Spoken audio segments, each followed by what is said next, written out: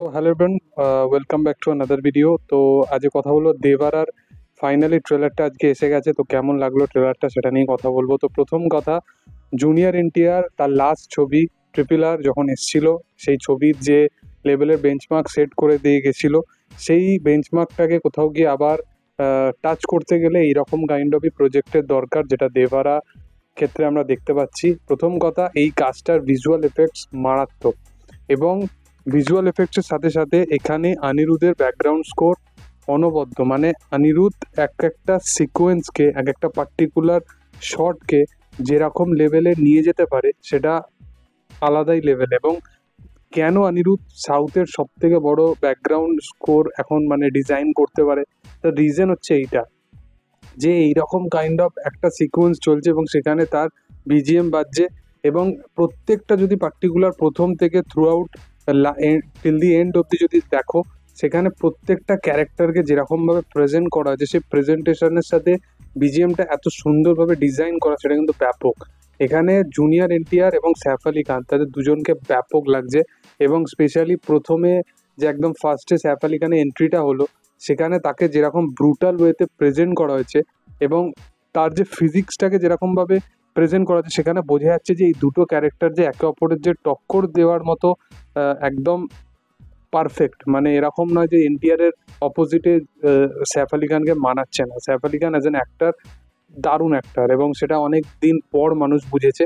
তো এইরকম kind of project সে আবার পেয়েছে। তো আমি বিশেষভাবে এক্সাইটেড আছি এই কাজটার জন্য। এর সাথে সাথে ব্যাকগ্রাউন্ড স্কোর, ভিজুয়াল এফেক্টের সাথে সাথে জাহ্নবীকে যতটুকু দেখিয়েছে ততটুকু ওয়াইজ আমার মনে হয়েছে তাকে ভালো লেগেছে। এবার যদি স্টোরি বা প্লটটা নিয়ে যদি কথা বলি আমি, তো প্রথমত আমার এই পুরো ট্রেলারটা দেখে আমার দুটো অ্যাজাম্পশন উঠে আসছে। সেটা হচ্ছে, প্রথম, এখানে কাহিনীটা দুটো রকমভাবে দেখানো যেতে পারে। যেখানে একটা প্রজাতি যারা ওই ল্যান্ডটার মধ্যে থাকে, যেখানে ওই সমুদ্রের পাশে তারা থাকে, এবং তারা সেইখানেতেই কোথাও গিয়ে বিজনেস করে। সেটা সমুদ্রের ধারে যেরকম বিজনেস হয় সেরকম কাইন্ড অফই করে, এবং এখানে কিছু কিছু ক্ষেত্রে স্মাগলিংও হচ্ছে। তো সেই জিনিসগুলোকে এখানে পয়েন্ট আউট করা হচ্ছে। এবার এইখানেতে কোথাও গিয়ে দুটো জিনিস দেখানো হয়েছে, যেখানেতে সैफ আলি খান এবং জুনিয়র এনটিআর এর যে চরিত্রটা, এই দুটো ক্যারেক্টার কোথাও গিয়ে বন্ধু হচ্ছে। এবং কোথাও গিয়ে আমার মনে হয় যে সैफ আলি খানের ক্যারেক্টারটা আগামী দিনে তাকে বিট্রে করবে, এবং সেই ক্যারেক্টারটা যে ছেলে হবে, সে মানে যে ছেলে জুনিয়র এনটিআর হবে, সে কোথাও গিয়ে এর রিভেঞ্জটা নেবে। তো এই একটা কনসেপ্ট হতে পারে। আর না হলে এখানে জুনিয়র এনটিআর এর আরেকটা কনসেপ্ট হতে থাকতে পারে, যে সেখানে তারা দুই ভাই, এবং একটা ভাই খুব মানে সরল সাদাসিধে, এবং তার ভেতরেও যে কি শক্তি আছে সেটা সে পরে দেখাবে। তো এইরকম কাইন্ড অফ কিছু কনসেপ্ট হতে চলেছে। প্রথম কথা, কমার্শিয়াল কাজের ক্ষেত্রে কনসেপ্ট ফ্যাক্ট করে না, বা প্লট বিষয়বস্তু ফ্যাক্টর করে না।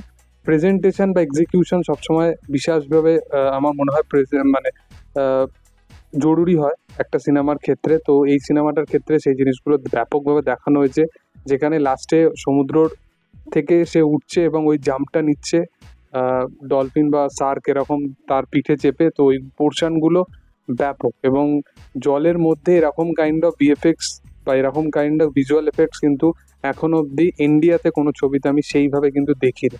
তো দেখার যে আগামী দিনে এই কাজটা কেমন হয়, আমি তো বিশালভাবে এক্সাইটেড আছি এই কাজটার জন্য।